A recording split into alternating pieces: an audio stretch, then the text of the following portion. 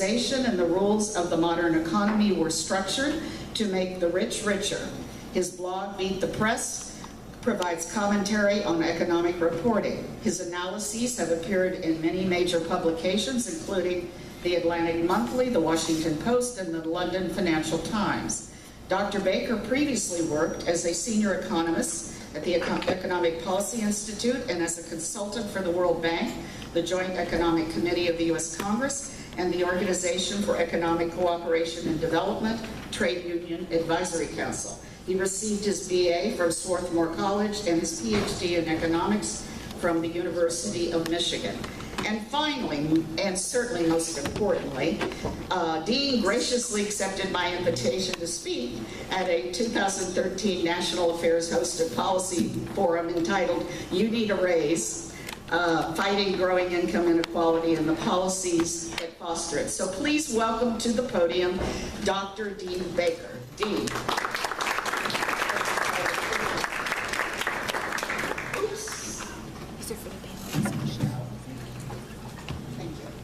I didn't realize that was actually 4 years ago. I know, it's hard to believe, isn't it? We are getting old. Okay, well, thank you. Thanks for coming out. I know it's not the best of times, so I appreciate people making an effort to come out here at 6 o'clock through rush hour traffic. I will talk about the public sector, but I just want to go back a little bit, do a little history that, probably be familiar to most of you, but just to remind everyone, where we are, how we got here. I started dating the end of the world was 1980 when the last time we got a know-nothing Republican elected president. And, to his or his team's credit, I give them credit, I mean, not that I like it, but they're very strategic. They went around and they looked at every base of support for liberal progressive policies, and they went after it. So if you look at what they did, right after they got in office, they complained about National Public Radio, Corporation for Public Broadcasting being too liberal. They cut their budget, and basically they got the message. I mean, Corporation for Public Broad, I listen to them, but they're very cautious. And if you know people who work there, they'll tell you they understand that someone's looking over their shoulder. Same with like the National Endowment of the Arts, National Endowment of the Humanities. They became much more cautious in everything they funded.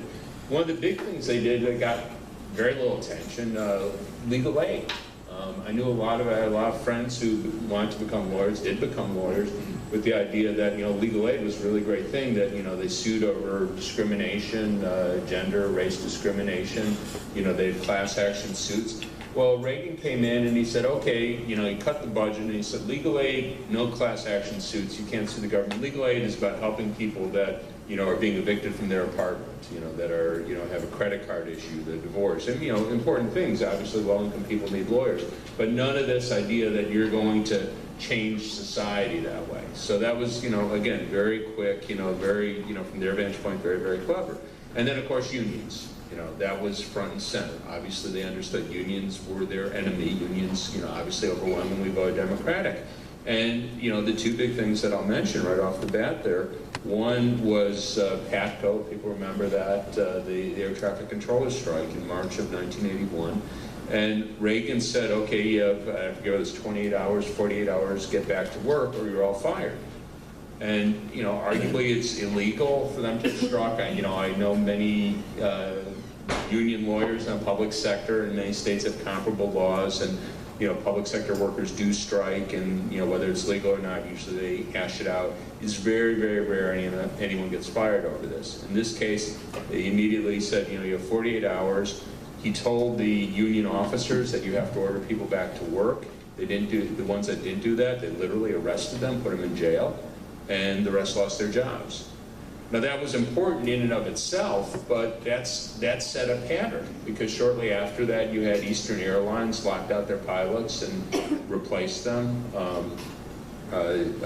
Greyhound Bus did the same with their drivers. There are a number of cases where major employers locked out striking workers and replaced them, and that wasn't done previously. And what that meant was the strike became a much, much less effective weapon, and workers ever since then have been much more reluctant to strike, because it means not just, the idea you're going to go without pay for a week or 2 weeks, however long, but you actually could lose your job.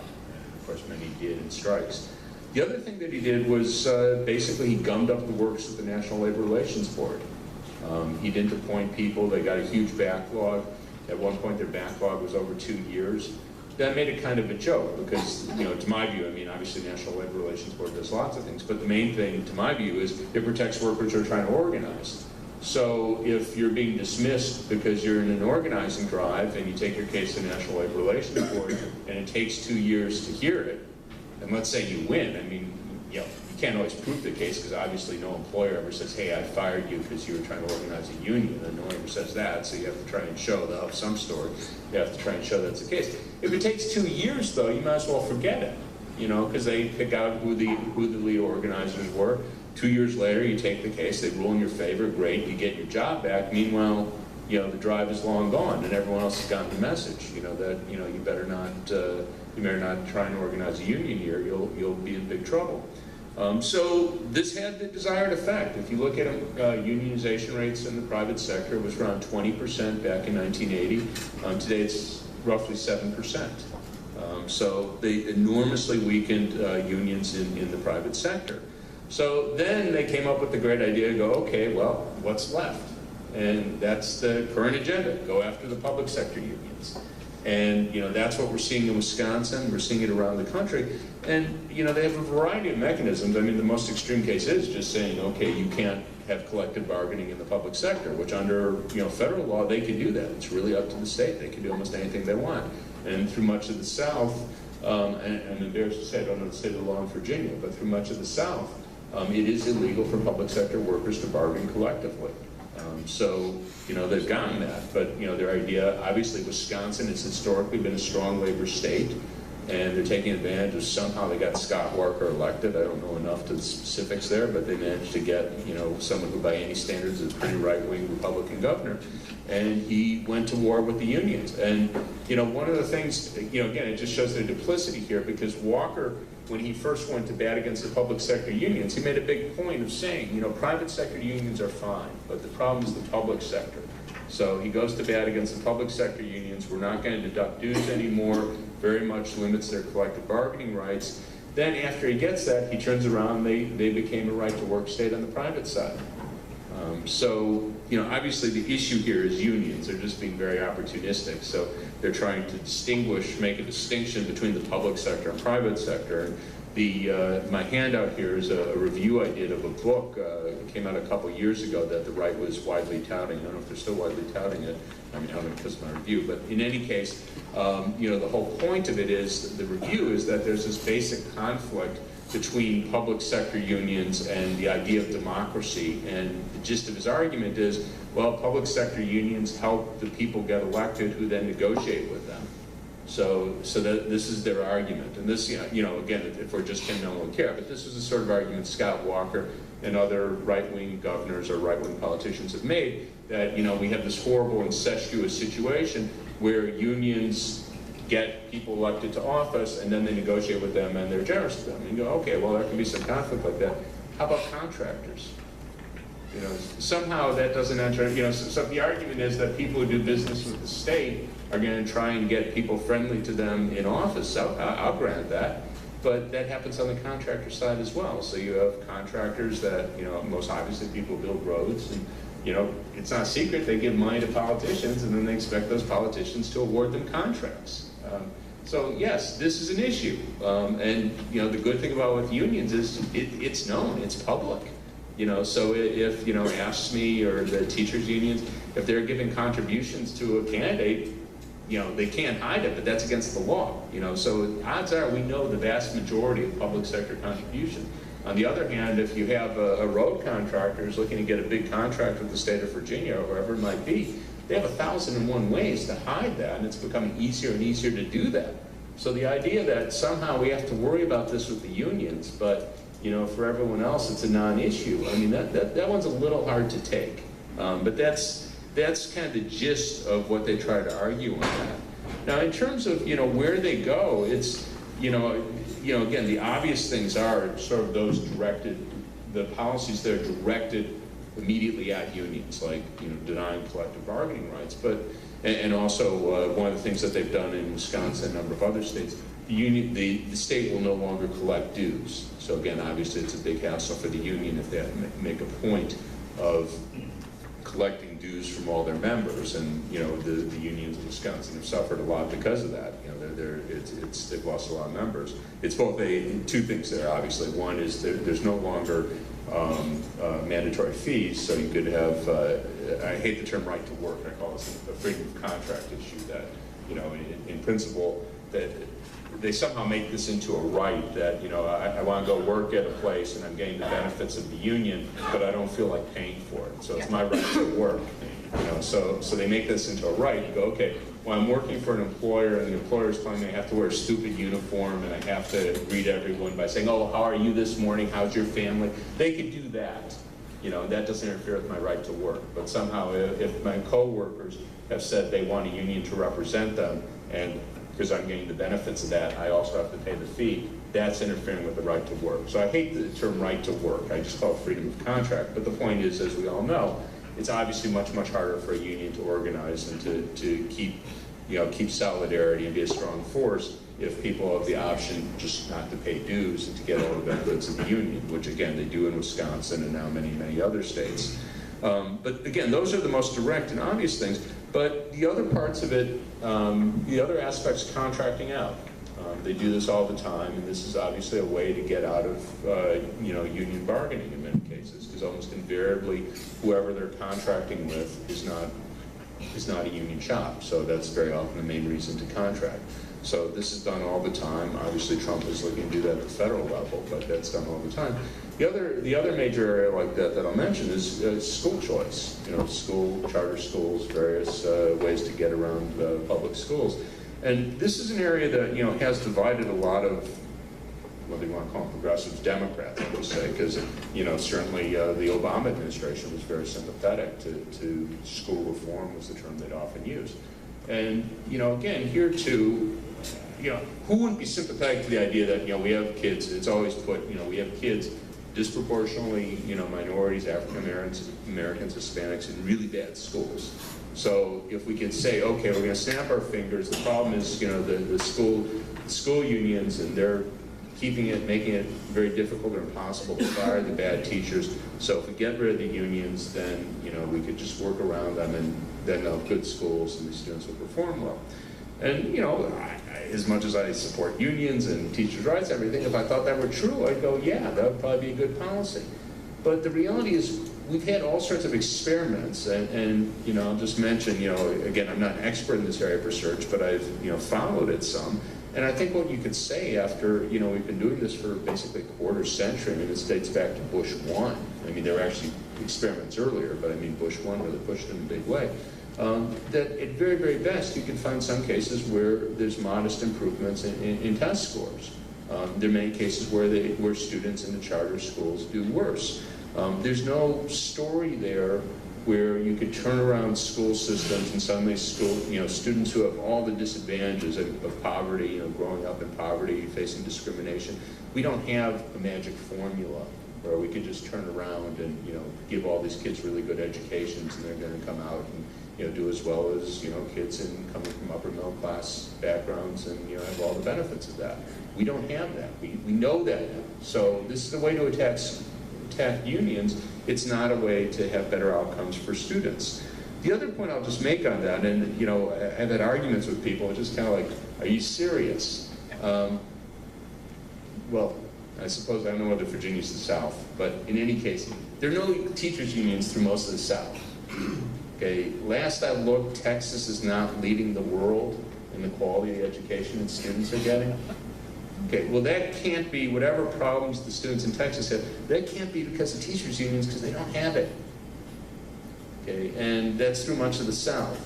So the idea that teachers' unions are somehow what's holding back the quality of education, and particularly, you know, for inner city kids, it literally just doesn't make any sense whatsoever.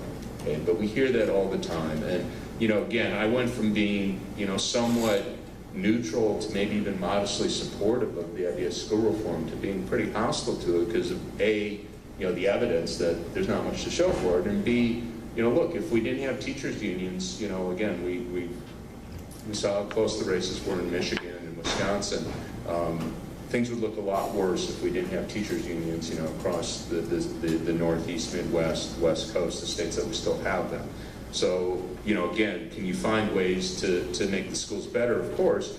And in fact, the teachers unions actually have worked in many areas. I know Montgomery County, I have some friends who were involved with the National Education Association there, and they work very actively with the school boards to try and maintain and improve the quality of the schools. So it's not as though the teachers want to have bad schools. So again, to my view, that's the idea of school reform, meaning going outside the existing system, is a very, very bad policy. I'll just say a couple other points about the attack on public sector unions, because they hit close to home. I'll confess, my mother is she's a retired public sector employee. One of the stories we hear endlessly is that public sector employees, are really pampered, that they have very high pay, very high benefits. And there's a lot of analyses done. We've done some, EPI's done some. Basically, what we find with public sector employees is that their pay is somewhat less. So if you control for education, public sector employees are disproportionately more educated because disproportionately teachers, they have college degrees, so they're more educated in the workforce as a whole. But if you control for education, they get somewhat less paid than their counterparts in the private sector, but that's offset by benefits, so it ends up being roughly a wash. I mean, it's close enough that you can play games and make it higher or lower. To my view, it's not worth arguing. It's roughly a wash. They end up being roughly the same. But what you can certainly point to is their pensions are clearly more generous. And to my view, that's a good thing. They still have defined benefit pensions. And the right has managed to largely eliminate defined benefit pensions in the private sector, and I think that's unfortunate because private sector defined benefit pensions gave people security in retirement. They still do. I mean, obviously a lot of people retired today have defined benefit pensions. That will not be true in 20 or 30 years, certainly not private sector workers. So they point out, okay, public sector workers have defined benefit pensions. Now, the tricks that they play, the two big tricks that they play with this, one is they exaggerate the generosity of the benefits, and two, they exaggerate the liabilities. So in terms of exaggerating the generosity of the benefits, I'm going to pick on my favorite foil here, the Washington Post. They're incredibly anti-union. Here's again, they always endorse Democrats, or almost always endorse Democrats. They're certainly left of center paper. I mean, they're not right-wing, but they hate unions, and they hate public sector unions.